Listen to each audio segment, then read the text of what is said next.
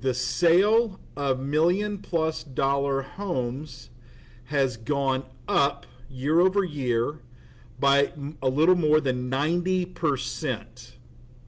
So if you're looking at that, if you'll think about it this way, let's say last year at this time, right at the pre-COVID, and we're actually talking about almost a year ago.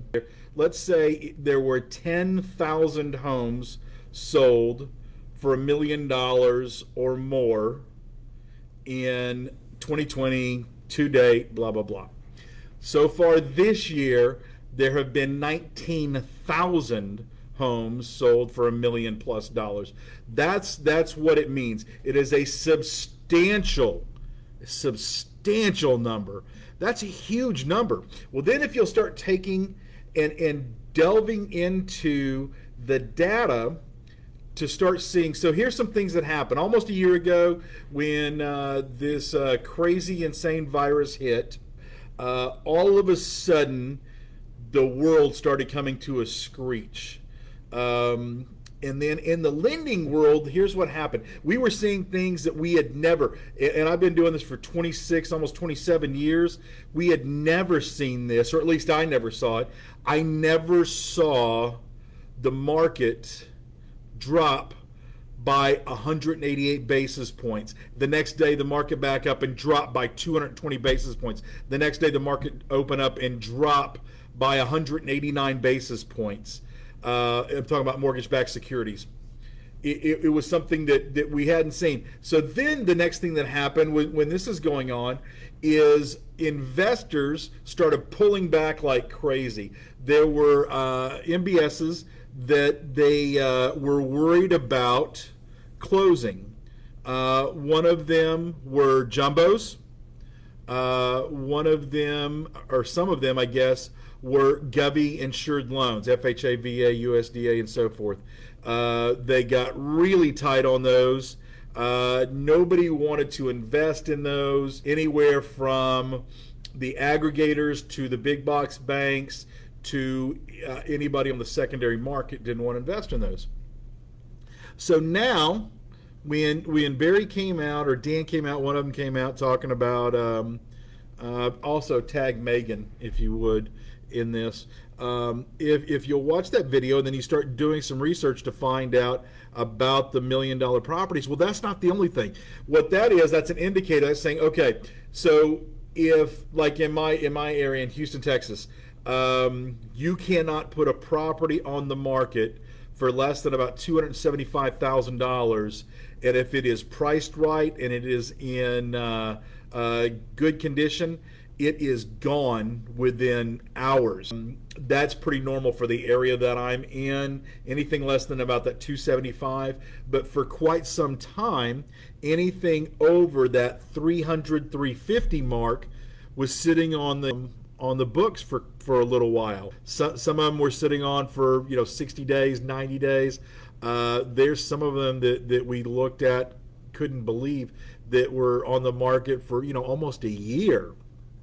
Well, now when Barry came out the other day and said that these $1 million properties were moving by more than a 90% increase, started doing some research and looking around, looked at our local MLS, did a little bit of data scraping, data searching, and then a lot of this is just predicting, trying to see what it is. If you'll look on your local MLSs, one thing that I found is the number of days on market for those higher priced properties, the 300 to 400, 300 to 500. Those are dwindling down. There's not as much lag time from listing to contract pending on those properties, which makes sense. It's following suit with the amount of $1 million+ properties. So what that's telling me is a couple things. One of them is we've all seen a lax or a laxing of guidelines, overlays, and so forth in the lending business, where it is getting more lax to be able to do those properties.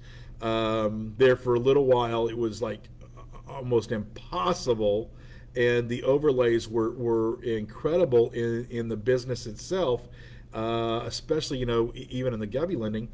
And what it's appearing now, and this is just what I'm looking at, and the reason I'm telling you this is something I think you should be looking at in your area.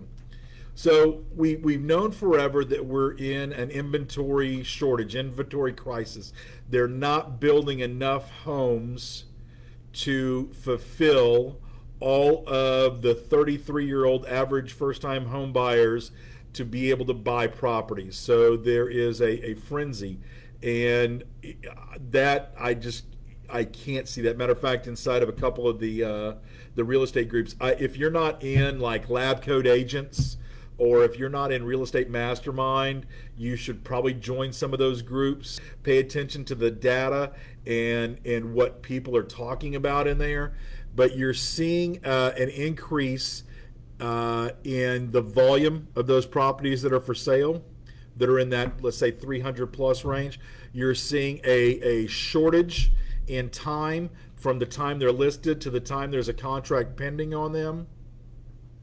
You're seeing less fallout on those, and you're seeing somewhat of a lax, a better lending platform institute. So if you look at it this way, at one point you could probably look and see, and you could price out a conventional loan, and you're getting somewhere in the 2% range for your interest rate.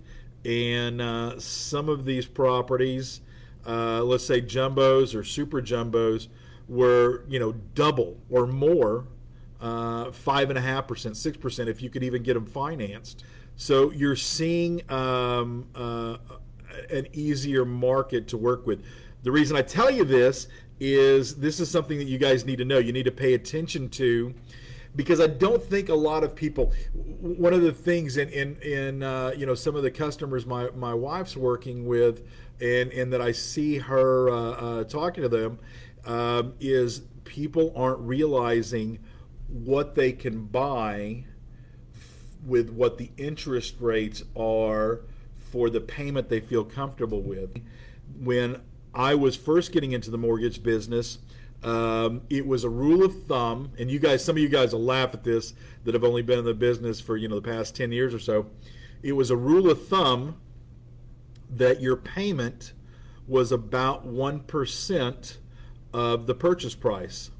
So what that means is, if you were looking to buy a $100,000 house back in 1994, your payment was going to be $1,000, or right around. If you were looking to buy, a $200,000 house, your payment was going to be around $2,000. Now, with some of the rates that are out there, and that's on a 30-year, some of the rates and some of the pricing that's out there, you're looking at, for a $200,000 property, you're looking at $1,000 a month. So some of the people that are comfortable with, let's say you're comfortable with a $2,000 a month house payment, whatever that may be, you should talk to your lender, because that $2,000 a month may be $350,000 worth of home now, depending on your area, depending on taxes, insurance, principal, interest, all of those, amount of time, your term, things like that. So this should do a couple things for people. One, look at your market and see what it is and how fast it's going, because one of the things that we were seeing before was the $250,000 houses, they were on and off the market in 24 hours. The $300,000 houses were staying on the market for a little while. Now it appears that they have a much shorter time now. So if they're listed on a Monday, some of them are gone within 2 or 3 days, if not a week. Multiple offers, things like that. The other thing is you can theoretically afford so much more of a property, because interest rates being where they're at right now are so low that we laugh at it. I financed my very first house.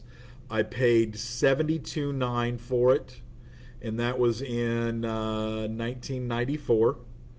And at 72.9.